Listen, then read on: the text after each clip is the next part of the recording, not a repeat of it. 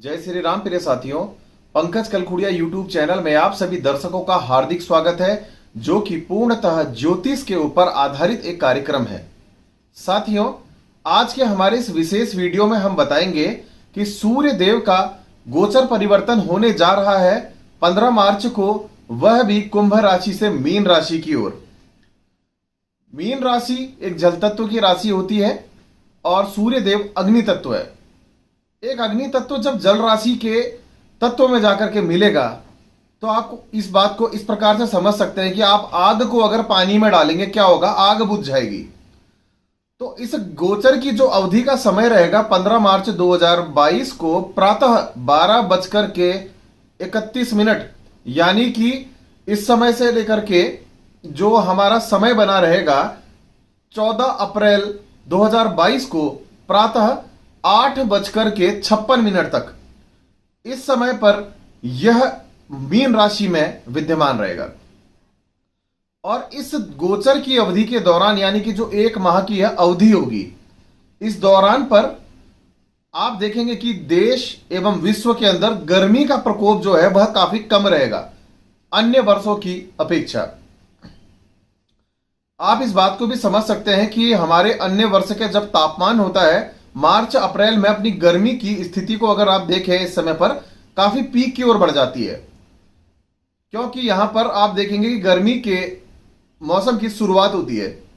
पर इस अवधि में यह रहेगा, अग्नि तत्व जल तत्व में जाएगा तो उसमें वह भी जल बन जाएगा, और जल की मात्रा होती है अधिक, उसमें कितनी अग्नि मिल जाए, जल हमेशा ठंडा और शीतल रहता है। तो मेरा मानना है यहां पर इस अवधि के दौरान हमको इस वर्ष, इस माह में, 1 माह के दौरान में गर्मी काफी कम फेस करने को मिलेगी। अब इस दौरान पर एक बात और देखने को मिलेगी कि मीन राशि किसकी है।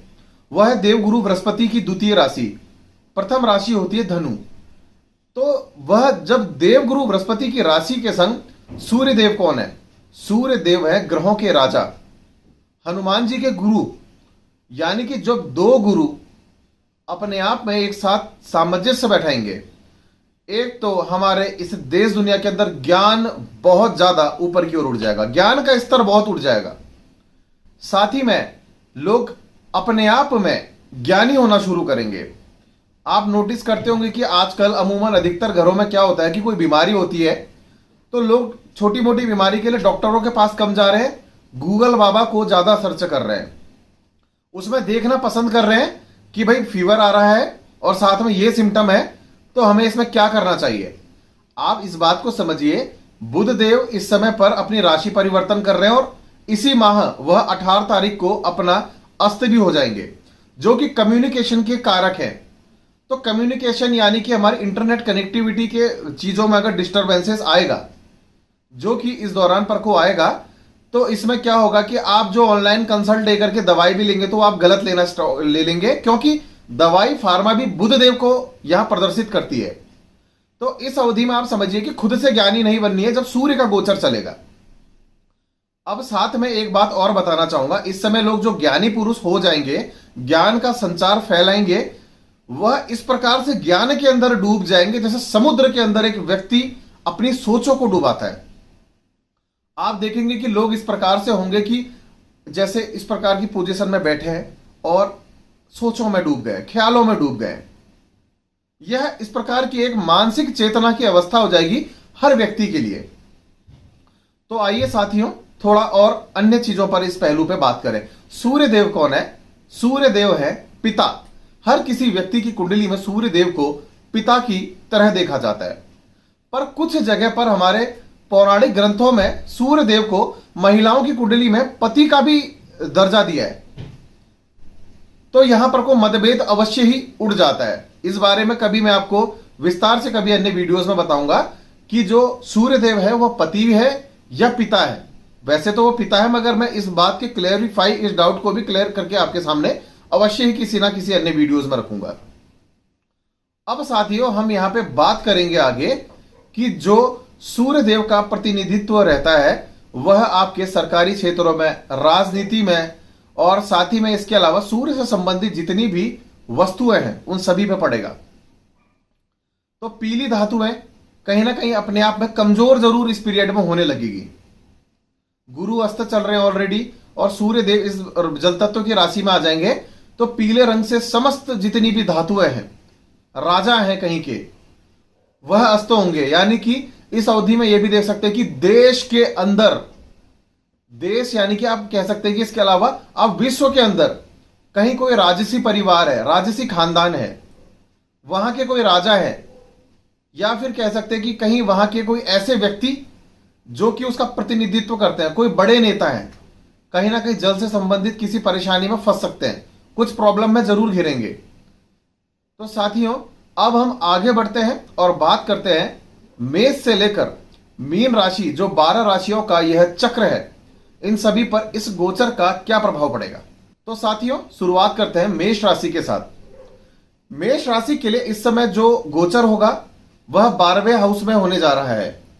और साथ ही में मैं आपको यह भी कहना चाहूंगा कि इस समय पर जो लोग, जो स्टूडेंट हैं या आपकी संतान है, वह अगर शिक्षा हेतु कहीं बाहर जाना चाहती है, विदेश में पढ़ाई के लिए जाना चाहती है, तो उनके लिए काफी सकारात्मक समय यह देखने को मिलेगा। क्योंकि यहां जब भी मीन राशि और साथ ही में सूर्यदेव गुरुदेव का कॉम्बिनेशन यहां पर को राशि अनुसार भी बने, तो ज्ञान का संचार होता है।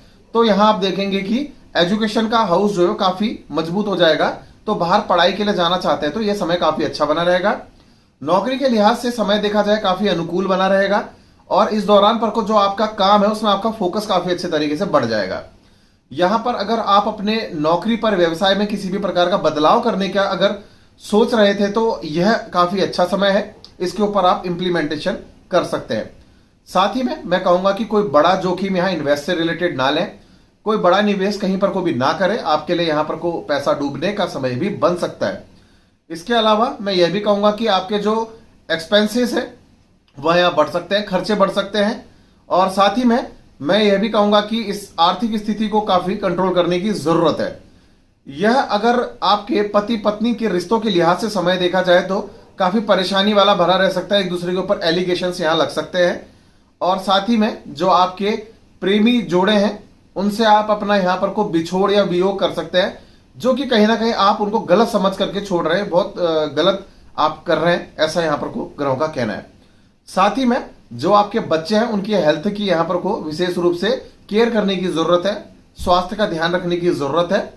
और इसके अलावा मैं आपको यह भी बताना चाहूंगा कि स्वास्थ्य को लेकर के कुछ बहुत आप यहां पर परेशान जरूर रह सकते हैं, हॉस्पिटल के चक्कर लग सकते हैं, पिताजी के स्वास्थ्य में अप डाउन यहां देखने को अवश्य ही मिल सकता है। एक सुंदर सा उपाय आप सभी के लिए देने जा रहा हूं, ओम घृणी सूर्याय नमः।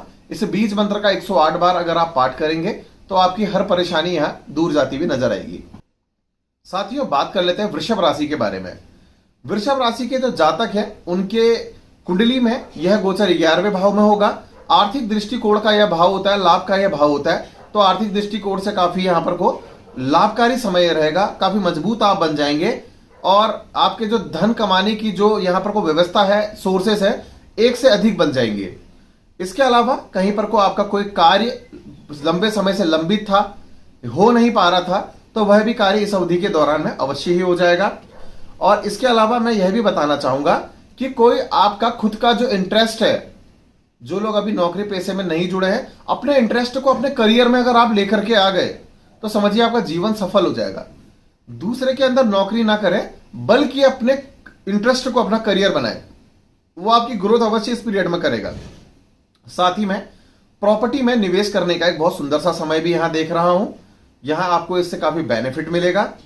यहां पर अगर इस समय पर मैं एजुकेशन के लिहाज से समय देखूं, सूर्य देव अपनी सप्तम दृष्टि से पंचम भाव को देखेंगे तो एजुकेशन हाउस कहीं ना कहीं यहां डिस्टर्ब जरूर होगा, क्योंकि उनकी रोशनी है वह कमजोर हो रही है।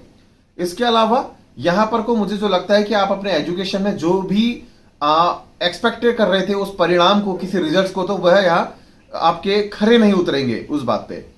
समय यहां पर को देखा जाए अगर बिजनेस के लिहाज से, तो मुझे लगता है कि आपका जो बिजनेस है काफी अच्छा रहेगा, बेनिफिट रहेगा, मुनाफा काफी अच्छा आने वाला है। और साथ ही में प्रॉपर्टी डीलिंग के ऊपर आप यहां विचार कर सकते हैं।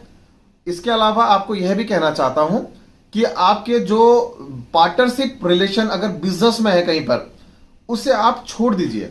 आपके लिए यहां पर कहीं लॉन्ग टर्म के लिए बिजनेस पार्टनरशिप टर्म्स अच्छे नहीं रहेंगे। स्वास्थ्य के लिहाज से अगर समय देखा जाए तो आपकी जो चिंताएं हैं वह सोचों के कारण बढ़ेगी। एक्चुअल में कुछ होगा नहीं, बेवजह में आप किसी भी बात का फिजूल रूप में एक राय का पहाड़ बनाएंगे, इस प्रकार की स्थिति हो सकती है। अपने किसी फीलिंग्स से जुड़े हुए व्यक्ति से, भावनाओं से जुड़े हुए व्यक्ति से, क्योंकि पंचम भाव प्रेम भाव का है जिसमें सूर्य देव की दृष्टि है, और प्रियजन है, मित्र है, कोई दिल से जुड़ा हुआ व्यक्ति है, उससे दूर होने की संभावना यहां पर को जरूर ही बन सकती है। एक सुंदर सा उपाय, रोजाना आप प्रातः में उठने के बाद अपना नहाना धोना करने के बाद गौ माता को गुड़ अवश्य खिलाएं। आपकी हर परेशानी इस माह की दूर हो जाएगी। साथियों, बात करते हैं मिथुन राशि के जातकों के बारे में। मिथुन राशि के लिए यह जो गोचर रहेगा वह दसम भाव में रहेगा। दसम भाव करियर के लिए देखा जाता है, तो करियर के लिहाज से जो यह समय रहेगा मुझे लगता है काफी अच्छा रहेगा, आसानुकूल रहेगा। इसमें आपको सफल परिणाम भी मिल सकते हैं।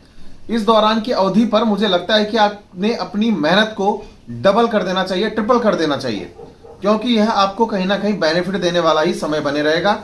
अपने जो को स्टाफ है उनके साथ एक अच्छा रिश्ता बना करके रखें। जो लोग गवर्नमेंट जॉब के लिए लंबे समय से प्रयासरत थे तो उनकी किस्मत यहां पर को मुझे लगता है कि कहीं ना कहीं सफलता का योग बना रही है। प्राइवेट क्षेत्र में अगर आप इंटरव्यू देने की कोशिश कर रहे थे तो उसके लिए भी बहुत सुंदर सा समय है। इसके अलावा मुझे लगता है कि जो आपके घर में आपके भाई बहन है उनके संग आपके रिश्ते मधुर हो जाएंगे, अच्छे हो जाएंगे, और परिवार के लोगों के साथ रिश्ते अच्छे रहेंगे, क्योंकि चतुर्थ हाउस में आपकी सप्तम दृष्टि का प्रभाव पड़ेगा सूर्य देव का। इस दौरान में मुझे लगता है कि जो आपकी अंदर की इम्यूनिटी पावर है, डेस्पिरेशन पावर है, वह काफी इंप्रूव होगी। साथ ही में अगर हेल्थ के लिहाज से देखें तो बहुत अच्छा समय बने रहेगा। मेंटल जो एक परेशानी चल रही थी, डिप्रेसिव परेशानी चल रही थी, उससे बाहर निकल के आएंगे। कहीं ट्रैवल या टूर का प्लान बना रहे थे तो वह यहां पर कुछ सक्सेस होने जा रहा है। एक सुंदर सा उपाय, प्रातः में रोजाना जब भी उठे खाली पेट में गुनगुने पानी के साथ कुछ बहुत गुड़ की मात्रा अवश्य लीजिए।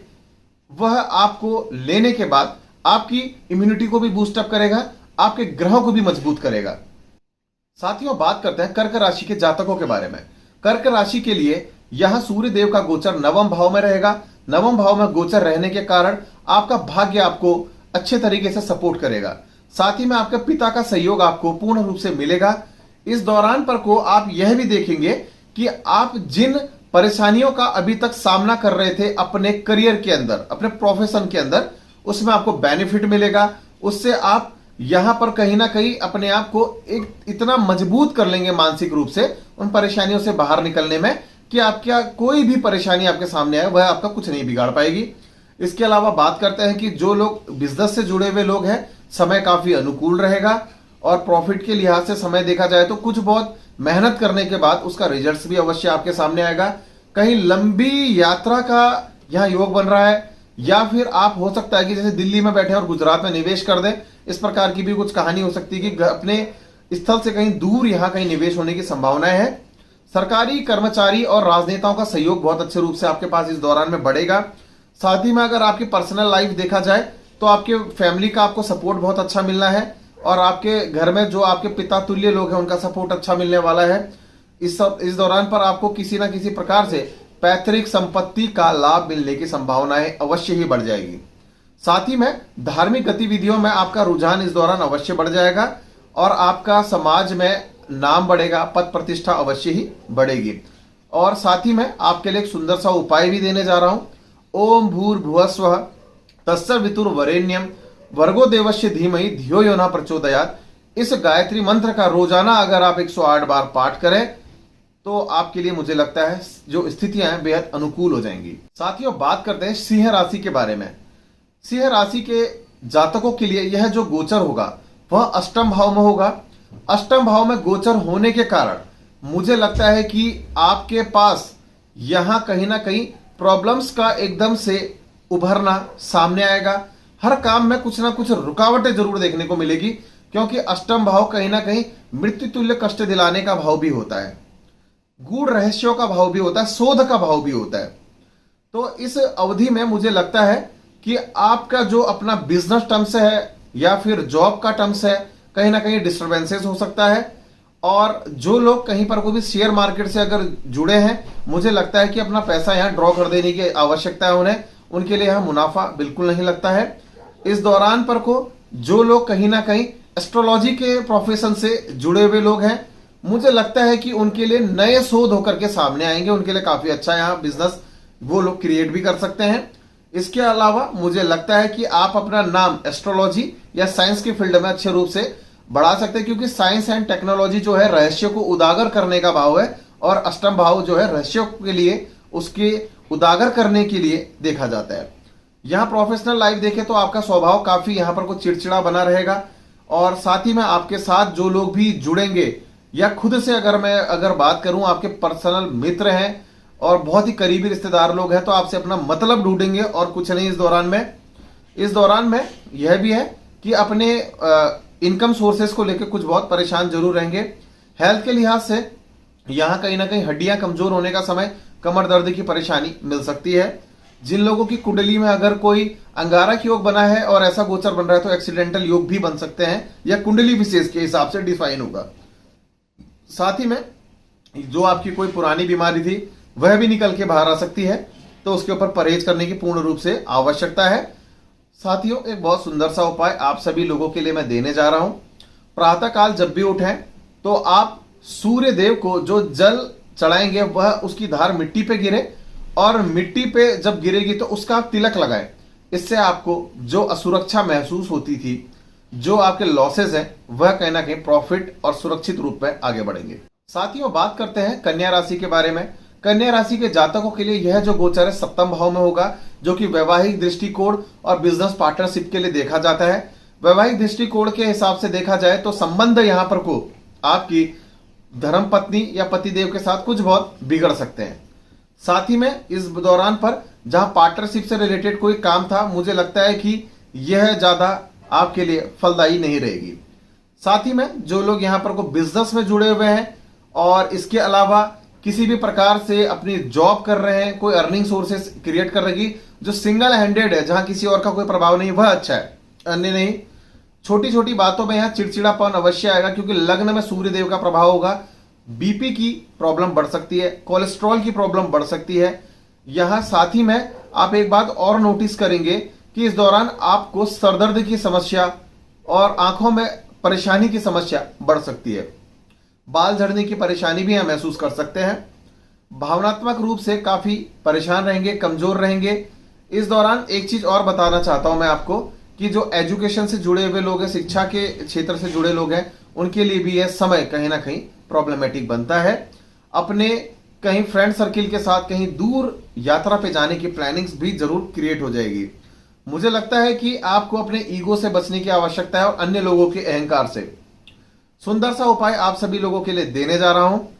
हर दिन आप अपने घर के पास पे जो मंदिर हो, अगर हर दिन पॉसिबल नहीं है तो आप रविवार के दिन चले जाइए मंदिर में जाकर के, वहां जो गरीब बैठे रहते हैं उन्हें सूर्य से संबंधित चीजों का दान अवश्य करें।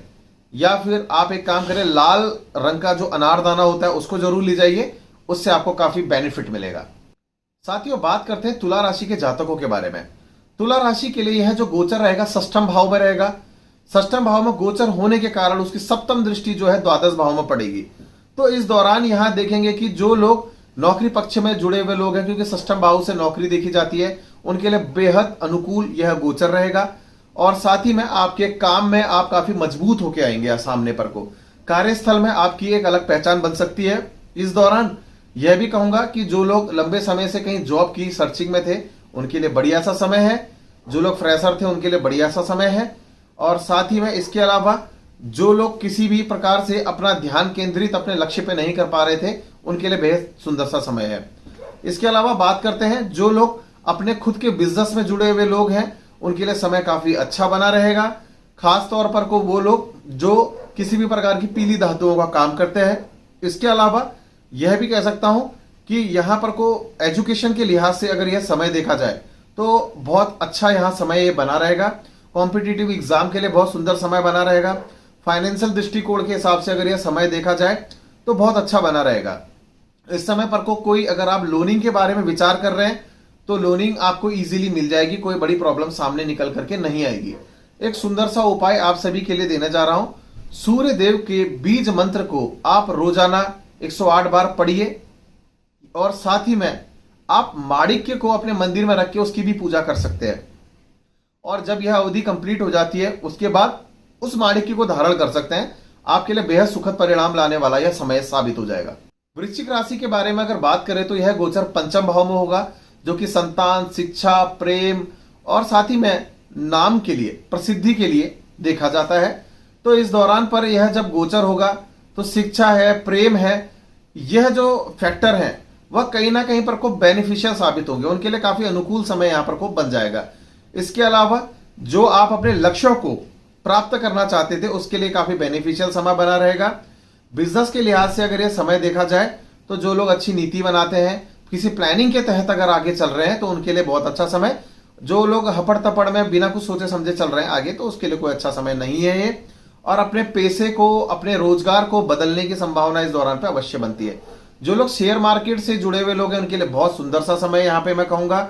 और इसके अलावा जो यहाँ पर को अगर अपना कहीं स्थान परिवर्तन करना चाह रहे थे कामकाज को लेकर के, वह कर ले, उनके लिए भी सुंदर समय है।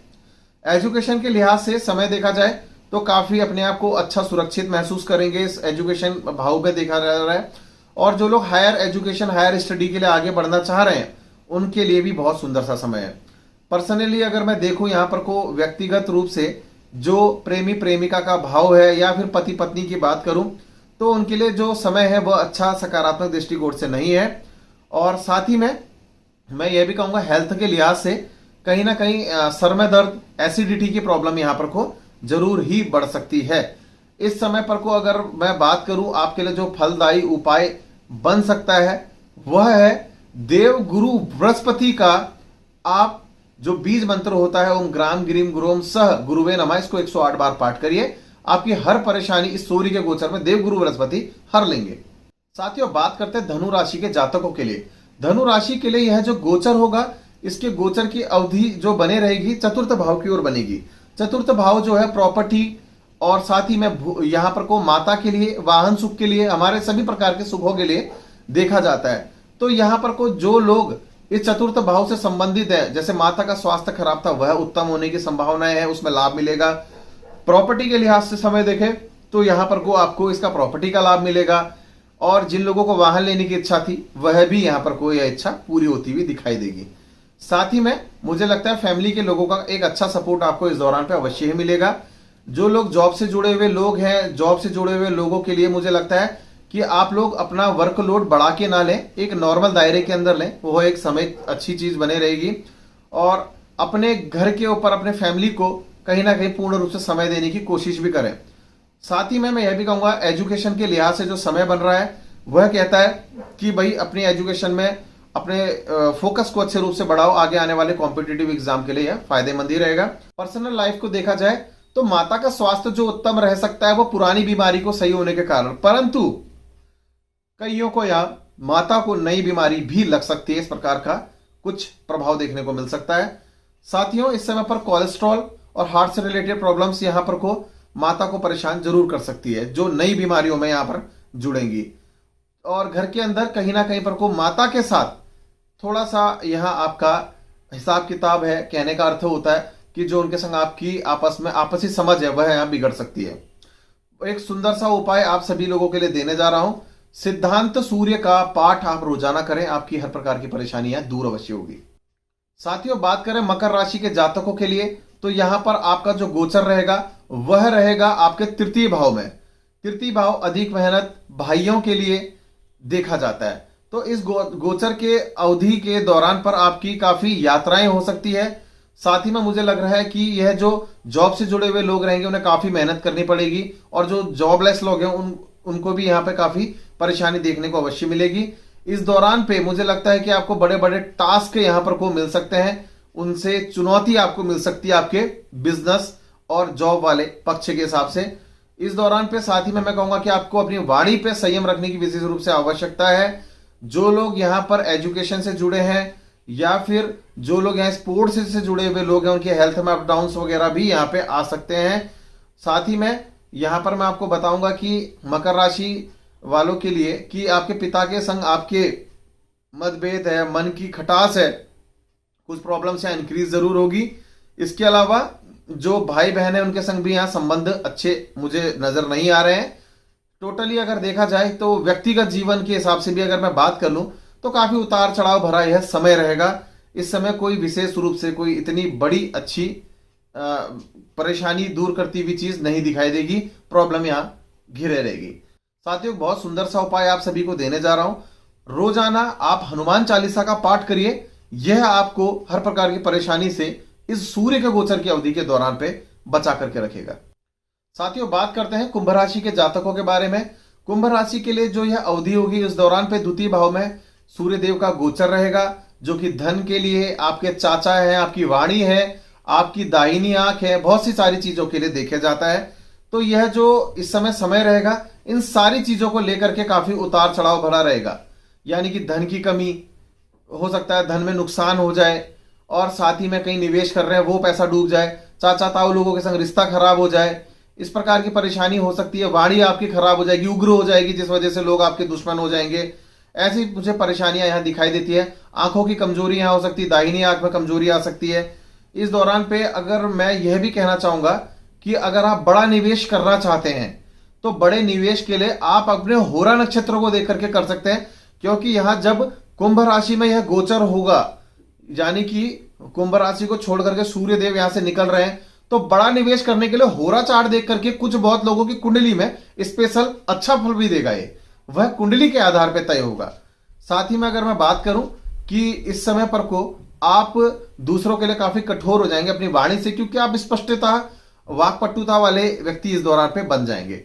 बात करें आपके जो वैवाहिक जीवन की स्थिति के बारे में है, तो काफी अच्छा समय रहेगा। आपका पार्टनर आपके विशेष रूप से ख्याल रखेंगे, और साथ ही में परिवार की ओर से आपको एक अच्छी मदद मिलने भी जा रही है।